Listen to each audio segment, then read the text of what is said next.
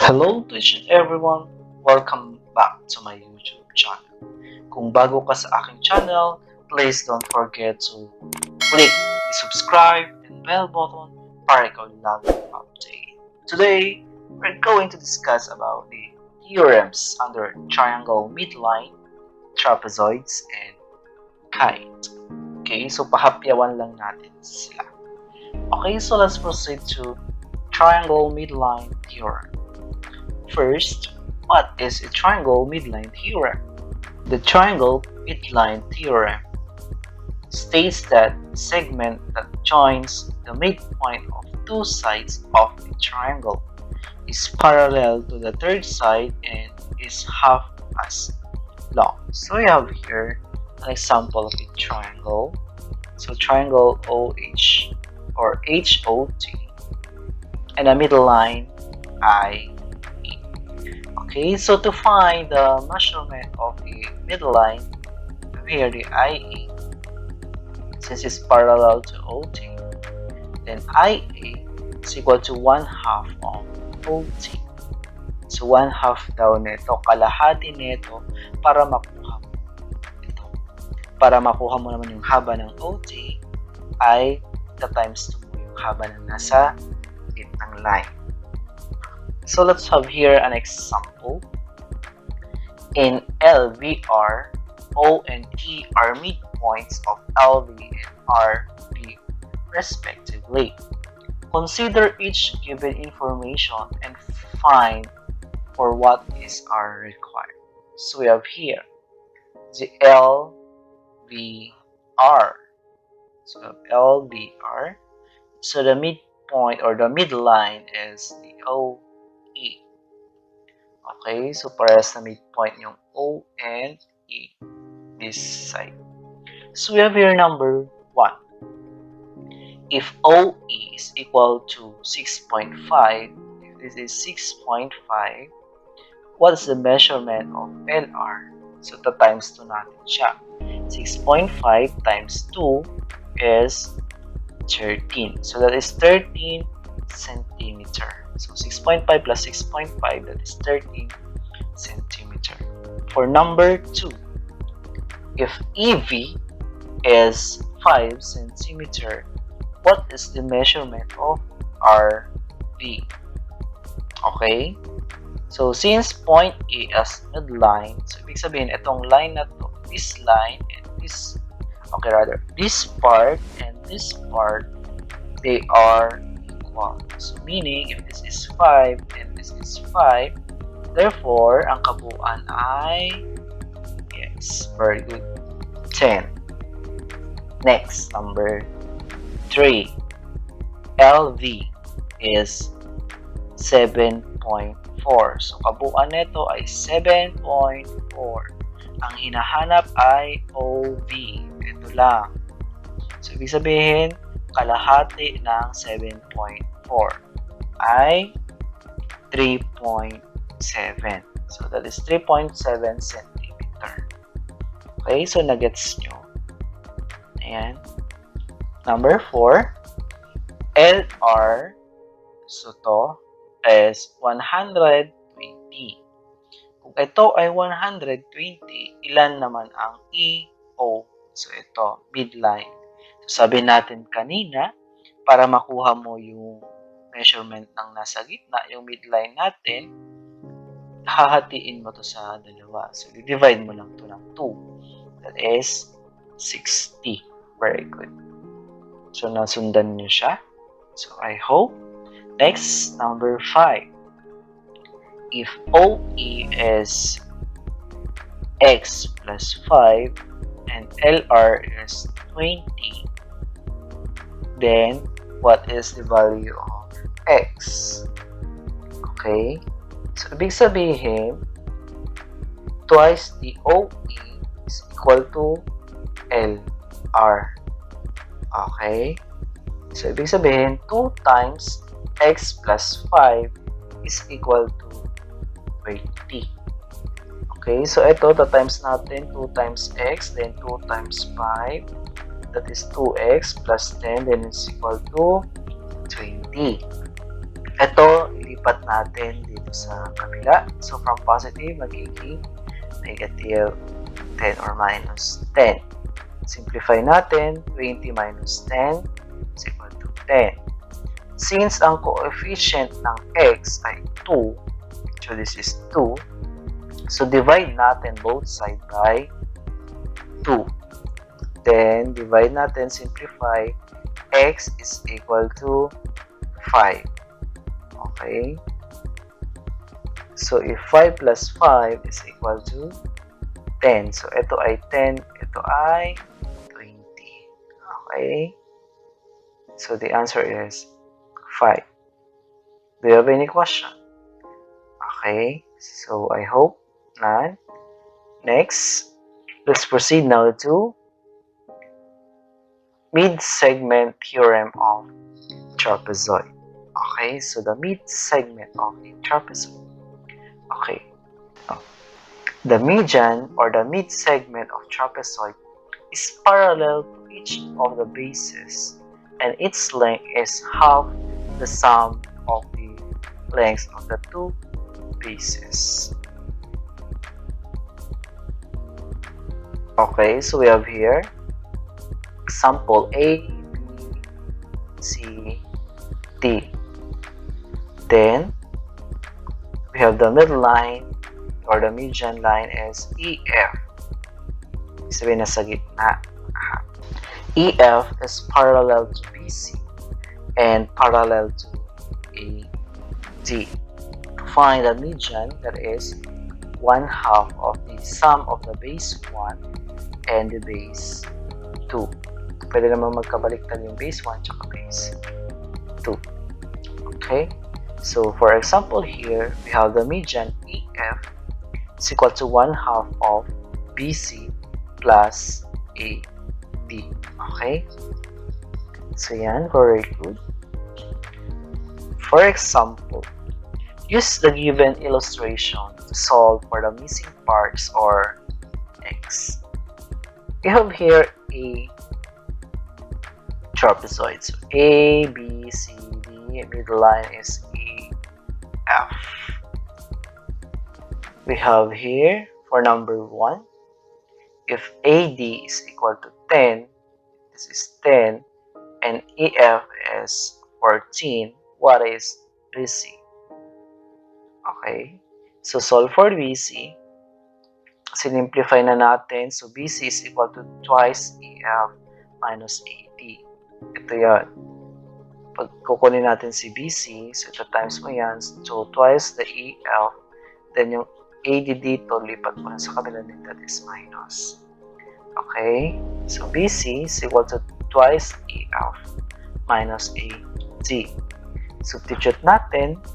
BC is equal to 2 times, yes, EF is 14 minus yung AD is 10. 2 times 14 is 28, then minus 10, the answer is 80. So BC is equal to 80. Next, for number 2, BC is equal to 24, EF is equal to 18, so find AD. So same illustration. So we have here to solve for AD. Yes, AD is equal to twice the EF minus BC. Then substitute natin. AD is equal to 2 times yung EF is 80 minus 24, and that is 36 minus 24 is equal to 12. Very good. So 36 minus 24 is equal to 12. If BC is 24, EF is 18, then AD is 12. So this is illustration only. Okay, so we have here the given.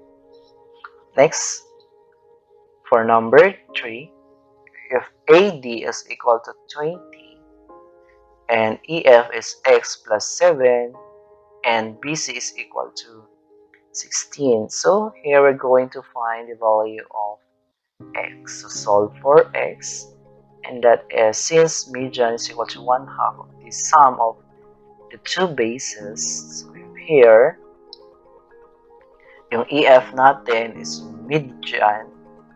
So, x plus 7. Then, yung AD natin, yung bases natin, isa tsaka paano ba? So, 20 plus 16. So, simplify natin muna ito. 20 plus 16 is 36. Very good. Since 1 half, so 36 divided by 2 is equal to 18. Then, ilipat natin yung positive 7 dito. So, sign na to, that is will become negative 7. So, x is equal to 18 minus 7 is 11. So, x is equal to 11. Very good. So, I hope nasundan nyo siya. So, ganun lang siya isolve. Next, for number 4, so we have AD is equal to, yes, 2x minus 3. Then, EF is equal to 12. And BC is equal to 9. So, same question, solve for x. So, we have here, EF is equal to 1 half times AD plus BC. So, the basis natin. EF is 12. Substitute natin. It's equal to 2x minus 3. Ito, AD plus 9.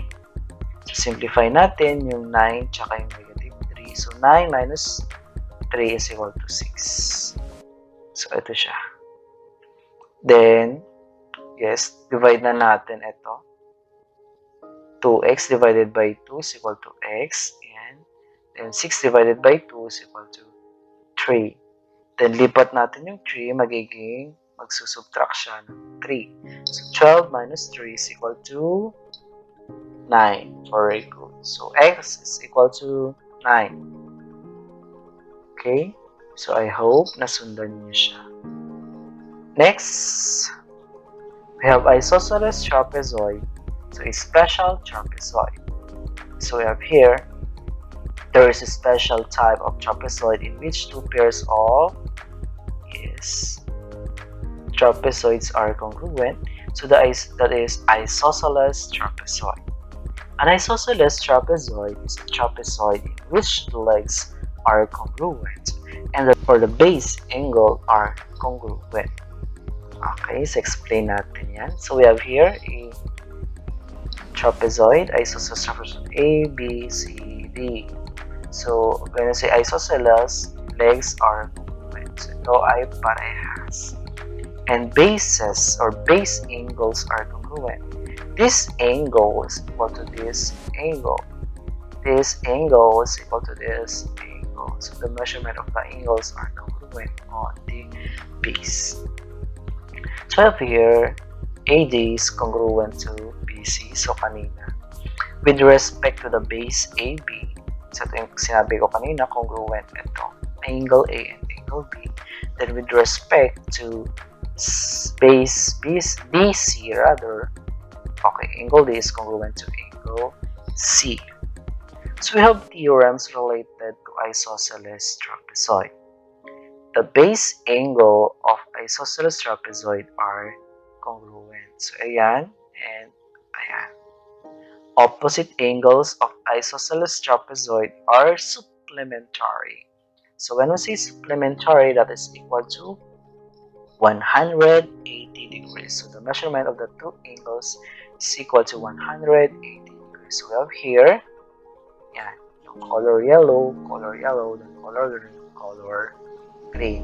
And the diagonals of isosceles trapezoid are congruent. So itong diagonal na yan is congruent to itong diagonal.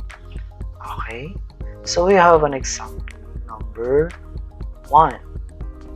Okay, so given the illustration to solve the missing part or x, if angle D is 70 and the measurement of angle C is very good, 70.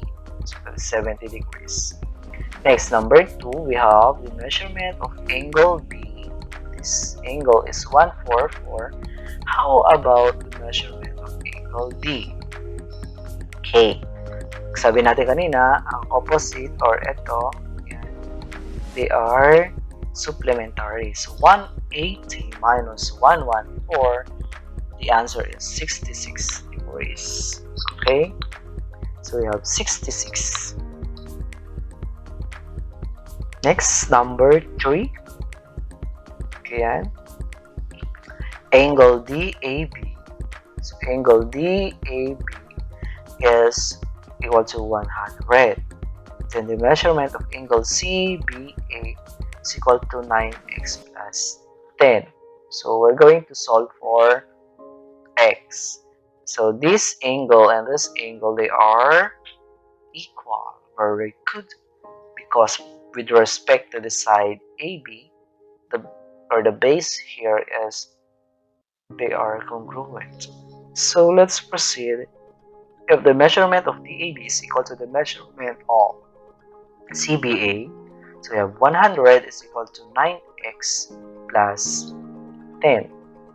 Okay, so lipat natin yung 10 dito, positive, magiging minus.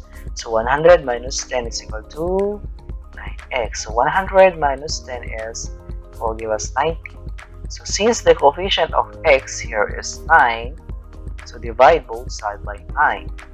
Then 90 divided by 9, the answer is 10. So x is equal to 10. Very good. And for number 4, we have AC is equal to 18 and DB is equal to x plus 12. AC, okay, so sa diagonal tayo is 18 and DB is equal to x plus 12. Sabi natin kanina, diagonals of isosceles trapezoid, they are congruent or equal. So AC is equal to DB. Then 18 is equal to x plus 12. Lipat natin yung 12 dito. So from positive magiging negative 12. So 18 minus 12 is equal to x. So 18 minus 12 is 6 equal to x. So the value of x here is 6. Very good. So I hope nasundan niyo po siya. Ayan. Next, we have kite. Last but not the least, kite. So a kite is a quadrilateral that two pairs of adjacent sides congruent and no opposite sides are congruent. Okay, in other words, it has two distinct sets of congruent adjacent sides. So we have here, in kite ABCD, the two distinct set of congruent adjacent sides are side AB is congruent to side CB and side AD is congruent to side CD. So ito ang mag-congruent. Ayan. And this side. Ayan. Okay. So the common verges of the congruent sides of the kite are called ends of the kite B and D, and the ends of the kite A, B, C, G. Moreover, the line containing the ends of the kite is symmetry line for the kite. Kite ABCD, okay, BD is the segment contained in the symmetry line. So, itong angle na to ay equal to dito. So, congruent ito, dito, dito, and ito. Okay? So, pag mayroong line dyan, mamaya, makikita natin yan. So, we have the theorems related to kite. So, we have first, the diagonals of a kite are perpendicular. So, AC and BD are diagonals. Then, AC is perpendicular to BD at P. Okay, so yan. So, ibig sabihin, itong angle na to ay 90, 90, 90, and 90. So, kabuuan yan, pag tinotal ay 360 degrees. Next, the area of the kite is half the product of the lengths of its diagonal. So, tandaan nyo to. So, area is equal to 1/2 ng product ng diagonal, yung kahaba nito, tsaka ito. So, ayan. Okay. Next, it has one pair of opposite angles congruent. Ayan. So, we have here, angle A is congruent to angle C, or the angle BAD is congruent to angle BCD. Okay. So, the measurement of angle A is equal to the measurement of angle C. Next, it has one diagonal that forms two isosceles triangles. So we have here diagonal AC cuts kite A, B, C, D. And two isosceles triangles are formed. So we have triangle ABC and CDA. So isosceles siya kasi ito ay parehas. And ito naman ng triangle na to ay parehas. Okay? So next, it has one diagonal that bisects the other diagonal. So diagonal BD is perpendicular bisector to AC.